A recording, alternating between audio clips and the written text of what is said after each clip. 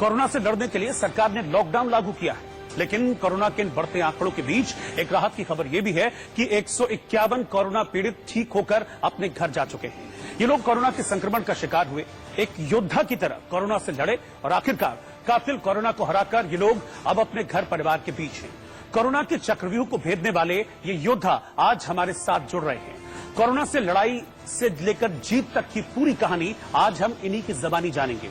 आपको बता दें कि इस वक्त कोरोना को जीतने वाले दो जो वॉरियर्स हैं वो मेरे साथ जुड़ गए हैं। दिल्ली से रोहित दत्ता इस वक्त मेरे साथ हैं और एसएन मेहता साहब गाजियाबाद से इस वक्त मेरे साथ जुड़ गए हैं। सबसे पहले तो आप दोनों को सर बहुत बहुत बधाई और बहुत बहुत शुभकामनाएं कि कोरोना से लड़े और कोरोना से जीते और आज आप अपने घर और परिवार के बीच हैं। रोहित जी, पहला रिएक्शन आपका। बहुत बहुत शुक्रिया। इसके अंदर और जय हिंद। इसके अंदर सब काम हम तो एक अच्छे पेशेंट बने, बाकी हमारा और कोई सहयोग नहीं था। बाकी सब कुछ सरकार ने, डॉक्टर्स ने और हेल्थ स्टाफ्स ने किया जी। हम तो सिर्फ एक पेशेंट थे, ठीक, बाकी और कुछ नहीं जी। एसएन दत्ता साहब, आप ये बताइए किस तरीके से आप कोरोना से संक्रमित हुए, कैसे आपको पता चला, क्या कोई आपकी ट्रेवल हिस्ट्री थी? क्योंकि ज्यादातर केसेस इनिशियली वही सामने आए जिनकी जो फॉरेन से ट्रेवल हिस्ट्री थी। आपके साथ आपके मामले में क्या हुआ था? जी, मुझसे पूछ रहे हैं। मैं एसएन दत्ता साहब, अगर मुझे सुन पा रहे हो, एसएन मेहता साहब अगर सुन पा रहे हो मुझे।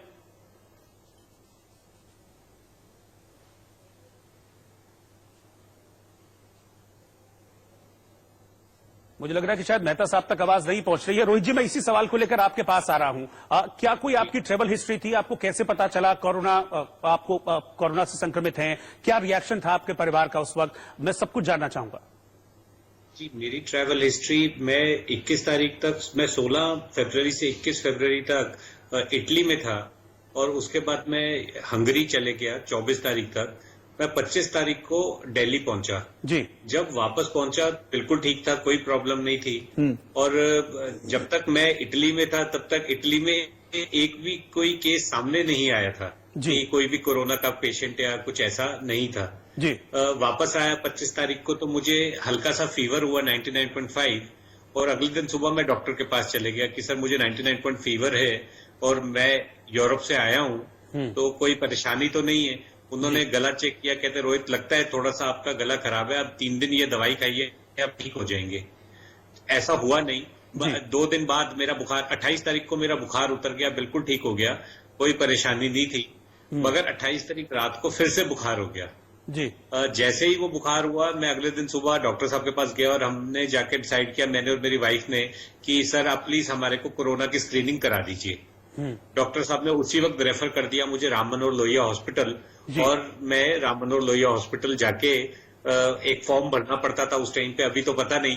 मैंने एक फॉर्म भरा, उस पे अपने सिम्टम्स लिखे, टिक मार्क किया फीवर पे और जैसे ही वो मैंने किया, उन्होंने मेरे चेक किया गले और उसका स्वाब लिया नाक का और उन्होंने कहा सर आपको यहीं पे रुकना पड़ेगा रात को जब तक आपकी रिपोर्ट नहीं आती। सर नेक्स्ट डे ही मेरी रिपोर्ट आ गई, मैं दिल्ली का पहला पॉजिटिव हुआ केस और मगर उनके पास आ गई शाम को 7:30-8 बजे। उन्होंने मुझे उसी वक्त शिफ्ट कर दिया सफदरजंग हॉस्पिटल। मगर अच्छी चीज ये थी कि उन्होंने मुझसे शेयर नहीं करी ये चीज, क्योंकि रात को किसी भी पेशेंट को बताना कि आप कोरोना पॉजिटिव हो, और मैं एक्चुअली सबके लिए ये नई चीज थी। और मतलब मुझे उन्होंने नेक्स्ट डे 2 मार्च को बताया कि रोहित, एक 3 डॉक्टर्स आए मेरे पास, उन्होंने बताया रोहित कि आप कोरोना पॉजिटिव हो और हम ये आपको एश्योरेंस देते हैं, आपको यकीन देते हैं कि चाहे 2-3 दिन एक्स्ट्रा लगेंगे मगर हम आपको घर ठीक होके भेजेंगे जी। तो मेरे को वो बहुत अच्छा रहा। मतलब इनिशियली अगर कोई आपको कह दे कि आप घर जाके आप घर चले जाएंगे, ठीक हो जाएंगे, और डॉक्टर तो मेरे ख्याल से भगवान का रूप होता है। बिल्कुल बिल्कुल, आधी हिम्मत आपकी वहीं पे उन्होंने बढ़ा दी। बिल्कुल होता भी यही है, ट्रीटमेंट का तरीका यही होता है कि जितनी दवा काम करती है उतना डॉक्टर किस तरीके से आपको ट्रीट करता है, द वे ऑफ ट्रीटिंग, वो भी बहुत इंपॉर्टेंट होता है। एसएन मेहता साहब भी इस वक्त मेरे साथ गाजियाबाद से जुड़े हुए हैं। मेहता साहब, आपके साथ क्या हुआ था? क्या आपकी भी कोई ट्रेवल हिस्ट्री थी, फॉरेन से ट्रेवल हिस्ट्री थी? कैसे आपको पता चला कि आप कोरोना पॉजिटिव हैं और फिर किस तरह से आपको ट्रीटमेंट दिया गया?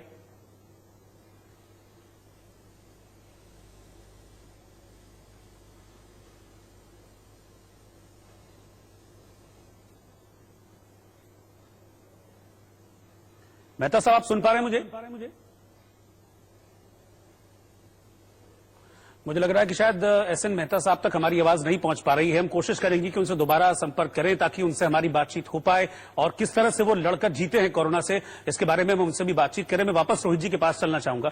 रोहित जी, देखिए, कोरोना को लेकर डॉक्टर्स हैं वो ये कहते हैं कि सबसे जरूरी है कि आपका इम्यून सिस्टम कितना स्ट्रांग है। तो क्या आप कभी एक्सरसाइजेज वगैरह करते रहे हैं, योगा वगैरह करते रहे हैं, जिसने आपको ताकत दी, आपको शक्ति दी इस कोरोना से लड़ने के लिए? सब देखिए, मैं एक्सरसाइज तो करता ही हूँ, मैं डेली बेसिस पे।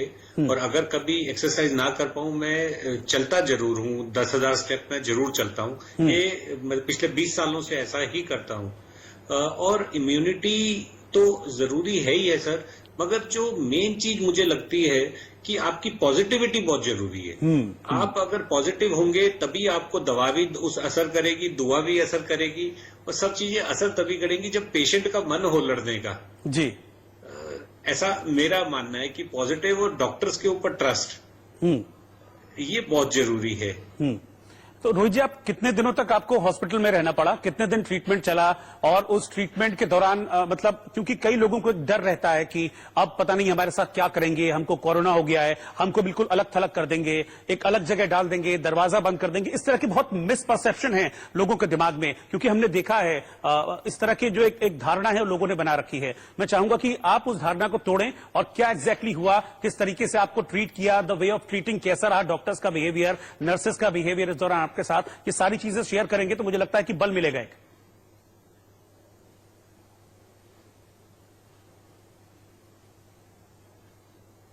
देखिए, तो बिल्कुल उन्होंने फीवर का ट्रीटमेंट किया, और फीवर के ट्रीटमेंट के बाद उन्होंने साथ के साथ मेरा फ्लू का भी ट्रीटमेंट करते रहे कि फ्लू दोबारा से ना हो जी। और जो लोग कमरे से करते हैं साहब, मेरे साथ स्पेशली मैं सफदरजंग हॉस्पिटल की जितनी तारीफ करूं उतनी कम है। चाहे वो डॉक्टर्स हो, चाहे वो नर्सिंग स्टाफ हो, और चाहे वो वहां का हाउस कीपिंग स्टाफ जो सब पोछा मारने भी आता था या जो सफाई करने भी आता था, मैं उसको भी कदर करता हूं कि मतलब मैंने ऐसी चीजें देखी नहीं सरकारी अस्पताल में कभी भी। और मतलब सब अब देखिए, किसी को भी मैंने शुक्रिया किया तो मुझे आगे से उन्होंने ये जवाब दिया कि सर आप शुक्रिया मत बोलिए, मैंने अपनी जॉब खुद सिलेक्ट करी है, मैं अपना काम कर रहा हूं, आप मुझे शुक्रिया मत कीजिए। और मैं ये भगवान को रिक्वेस्ट कर रहा हूं या जो भी धर्म को मानते थे कि आपका डिस्चार्ज जल्दी हो। ये चीजें सिर्फ हमारे देश में पॉसिबल है सर। अच्छा रोहित जी, एक चीज और मैं आपसे जानना चाहूंगा, जो कमरा था, जिस कमरे में आपको रखा गया था, क्या साफ सफाई वहां पर प्रॉपर थी? क्या बहुत कंफर्ट में जो कंफर्टेबल माहौल था वो आपको मिला? और एक चीज और, लोगों को रहता है कि पता नहीं किस तरह का खाना देते होंगे, क्या है, तो अगर आप ये चीज भी शेयर करें, क्या खाने को लेकर किसी तरह की कोई शिकायत, क्या जो कमरा आपको जो मिला था, जिसमें आपको रखा गया था, ट्रीट किया जा रहा था, उसको लेकर किसी तरह की आपकी कोई शिकायत कभी?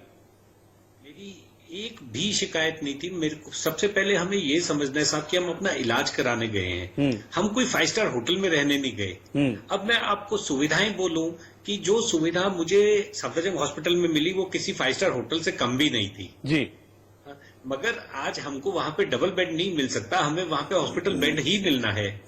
साहब, एक मेरे ख्याल से जो मैक्सिमम लोग जो एक बेडरूम में रहते हैं उससे बड़ा वो कमरा था, और बहुत बड़ी खिड़की थी जिससे आप बाहर का व्यू भी ले सकते हैं, आपको कभी घुटन नहीं होगी। और दूसरा मतलब अटैच बाथरूम था, सेंट्रली एयर कंडीशन कमरा था, साथ मिनरल वाटर तक आपको दे रहे थे। और अब आ जाएं आप खाने पे। खाने में मुझे एक भी दिन कोई परेशानी नहीं हुई।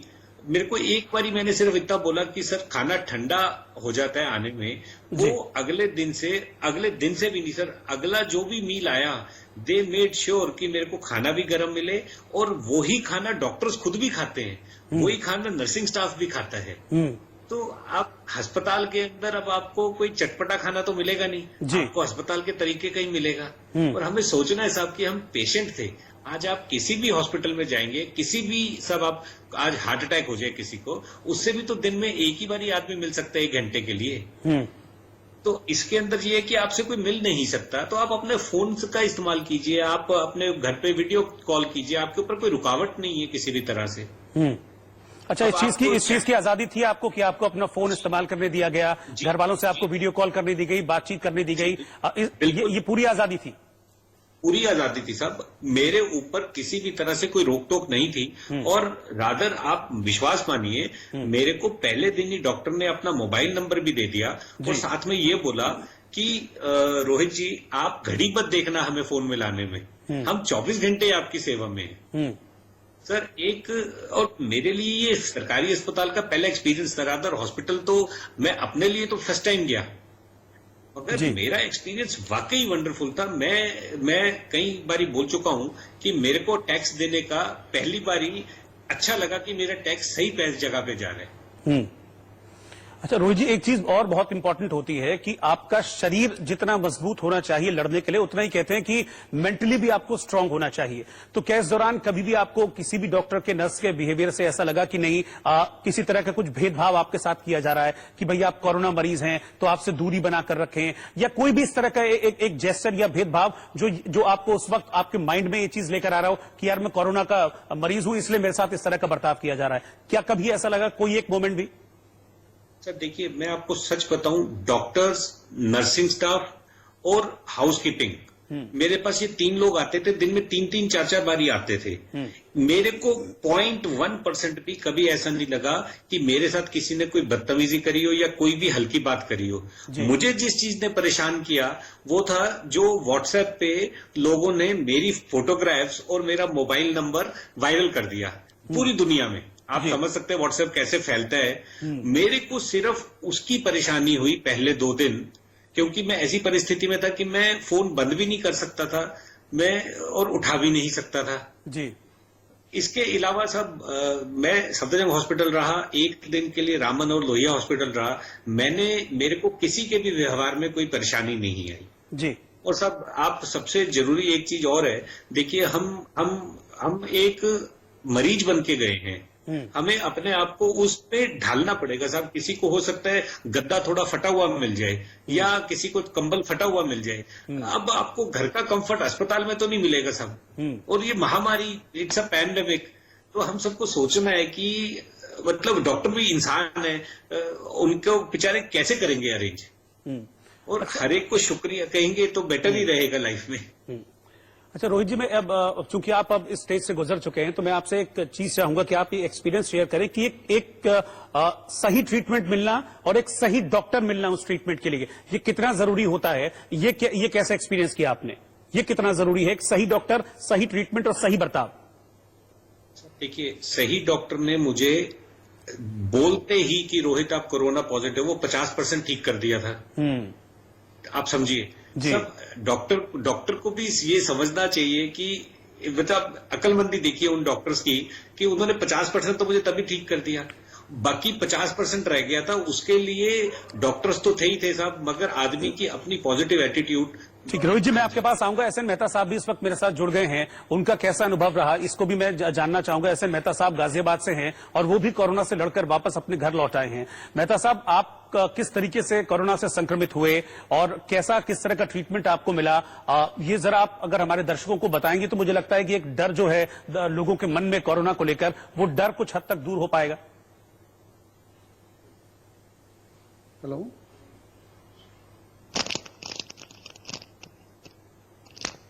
हेलो जी मेहता जी, आप सुन पा रहे हैं तो आप बताइए। हाँ, अब आपकी आवाज आई अब मेरे को। जी मेहता जी, मैं आपसे जानना चाह रहा हूं कि किस तरह से आप संक्रमित हुए, कैसे आपको ट्रीटमेंट मिला? मैं अपने बिजनेस ट्रिप पे ईरान गया था जी, और वहां से मैं 16 को चले, मैं 23 फरवरी को वापस आया था और मुझे नहीं पता था कि कोरोना में कुछ ऐसा होता है। तो मैं हेलो जी मेहता जी, आप सुन पा रहे हैं तो आप बताइए। हाँ, अब आपकी आवाज आई अब मेरे को।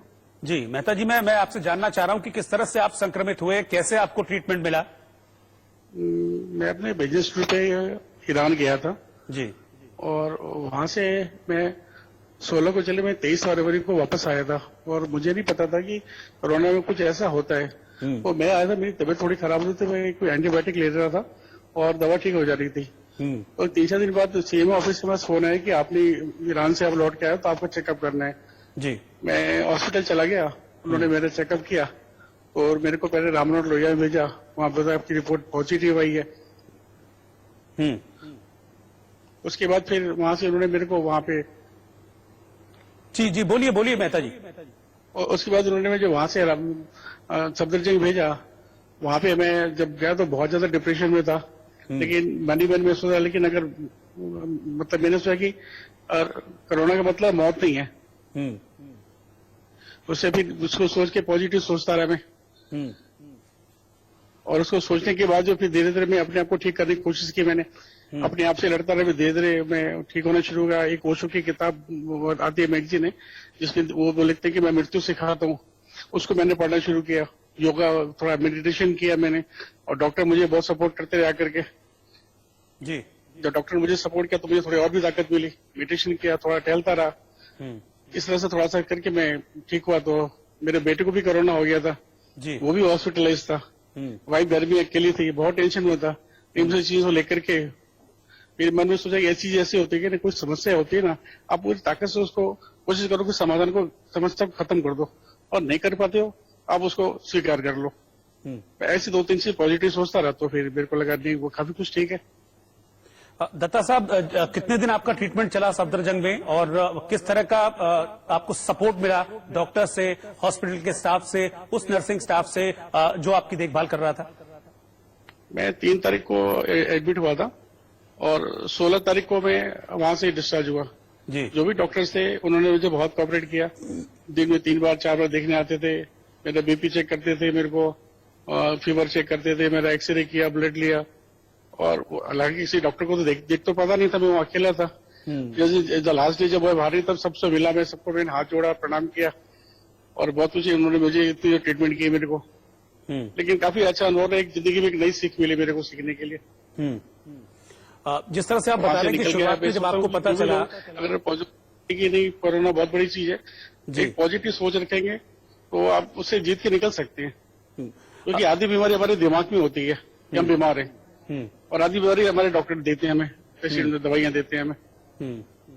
मेहता साहब, जिस तरह से आप बता रहे हैं कि जब आपको पता चला शुरुआत में कि आप कोरोना पॉजिटिव हैं, तो एक डर सा आपको लगा, तो क्या किसी तरह की कोई काउंसलिंग वगैरह का भी इंतजाम वहां पर था अस्पताल में काउंसलिंग कराने के लिए, कि नहीं भाई डरने की जरूरत नहीं है, ये क्योरेबल है, और जरूरत है कि बस आप शांति बनाए रखें, डॉक्टर्स पर भरोसा रखें, अपने इम्यून सिस्टम पर भरोसा रखें? तो काउंसलिंग वगैरह भी की गई थी कि आपकी वहां पर? हाँ, मैं गया था, मेरी हालत काफी सीरियस थी। मेरी इतनी हिम्मत थी कि बेड से उठ के मैं बाथरूम तक भी जा पाऊं। मेरी हालत बहुत ज्यादा सीरियस थी, लेकिन 4-5 दिन बाद धीरे धीरे मैं कवर हुआ, और अकेला था, कोई मुझसे मिलने वाला नहीं था, कोई बोलने वाला नहीं था। मैं न किसी से देख पाता, घर वालों को खाली बात कर पाता था। बस इतनी था, निकल गया वहां से मैं। जी, यही चलता रहा वहां पे इतना। लेकिन ऐसे सबके लिए कहूंगा कि आप सोच अच्छी रखो, पॉजिटिव रखो, तो आधी बीमारी तो वही ठीक हो जाएगी आपकी। और लोगों को ज्यादा पता नहीं होता इस बारे में कोरोना है क्या। लोग उसको समझ लेते हैं कि बहुत बड़ी प्रॉब्लम है, भागते हैं उससे। लोग भागना नहीं चाहिए उससे, कम से कम आप कोई समस्या तो डट के सामना करो, तो वो समस्या अपने आप कब छोटी हो जाएगी। क्या इलाज के दौरान में मेहता साहब किसी तरह की कोई दिक्कत, कोई मेडिकल फैसिलिटी में आपको किसी तरह की कोई दिक्कत महसूस हुई?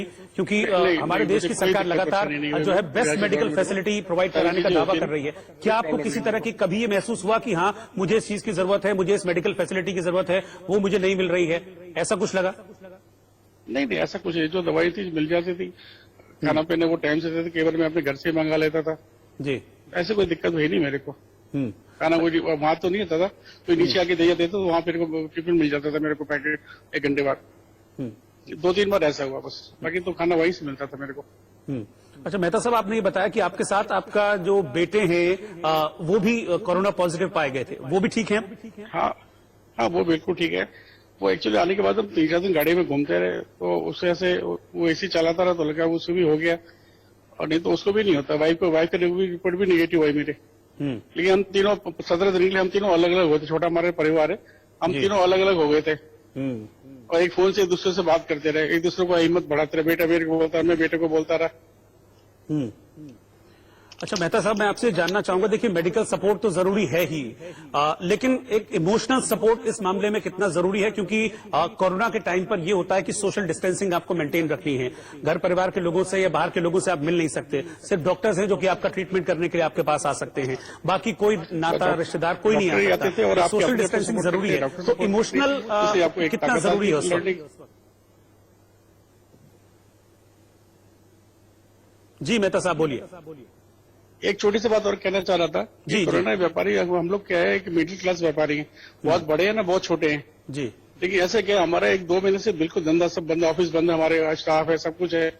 तो इसके लिए अगर कुछ गवर्नमेंट कुछ ऐसा करे कि हम लोग को कुछ भी ऐसी फैसिलिटी मिले, क्योंकि लोअर क्लास को तो सारी फैसिलिटीज मिलती हैं, अपर क्लास वाले देते हैं, लेकिन जो मिडिल क्लास वाले बेचारे छोटे व्यापारी हैं, वो बेचारा हमेशा कुछ नहीं कह सकते किसी से, न कुछ आगे चल लड़ पाते हैं। अपना मेरा ऑफिस है, स्टाफ है, सबको मेंटेन करना पड़ता है। 2 महीने से कोई काम सबको डिस्टर्ब हुआ पड़ा है हमारा। तो ऐसी कुछ अगर फैसले मिले जैसे और लोगों को मिल रही है, तो हम जैसे हमारे बहुत सारे व्यापारियों को भी उससे काफी फायदा होगा।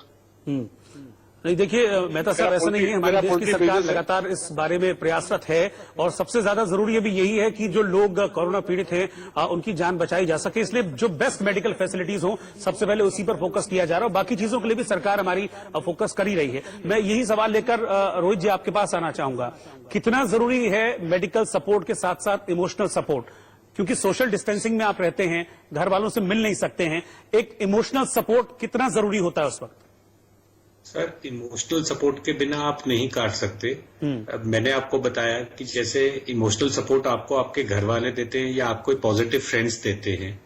डॉक्टर्स तो आपके पास दिन में, डॉक्टर, नर्सिंग स्टाफ और हाउसकीपिंग स्टाफ, वो भी आपके पास सिर्फ दिन में या 10 से 12 बार ही आते हैं टोटल मिला के।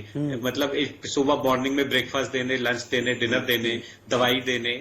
आपको इमोशनल सपोर्ट किया सर कि वो अगर आपको उनकी शक्ल नहीं दिखती मगर आप उनसे बात कर सकते हैं जी। और दूसरा, आपके पास जब तक इमोशनल स्ट्रेंथ के बिना आप नहीं निकाल सकते इमोशनल। अच्छा रोहित जी मैं चाहूंगा कि आप क्योंकि कोरोना से लड़कर आए हैं, बल्कि कोरोना को हरा कर आए हैं, कोरोना पर जीत आपने हासिल की है, एक छोटा सा मैसेज पूरे देशवासियों के नाम कि डरने की जरूरत नहीं है, सिर्फ उससे लड़ना है और आराम से आप जीत जाएंगे कोरोना से, एक मैसेज देना चाहेंगे?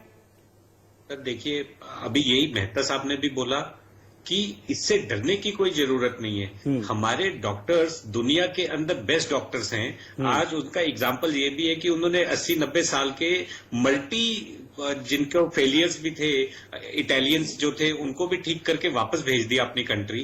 इससे डरने की जरूरत नहीं है। ये खांसी जुकाम जैसा है, आपको जितनी जल्दी सिम्टम हो आप उतनी जल्दी डॉक्टर के पास जाएं और मैं गारंटी देता हूँ कि उतनी जल्दी डॉक्टर आपको ठीक करके भेजेंगे। डरने की कोई जरूरत नहीं है। मेहता साहब भी आपके सामने है। मेहता साहब कह रहे तकलीफ में पहुंचे वहां पे, मगर 2-3-4 दिनों में वो भी ठीक होने लग गए जी। तो हर चीजें, मेरा भी यही हाल था। मैं जब वहां गया मेरे को सिर्फ बुखार था, मगर वहां जाके खांसी शुरू हो गई, वो बढ़ती गई, उसको कंट्रोल करते गए। आपके सामने हुआ आज।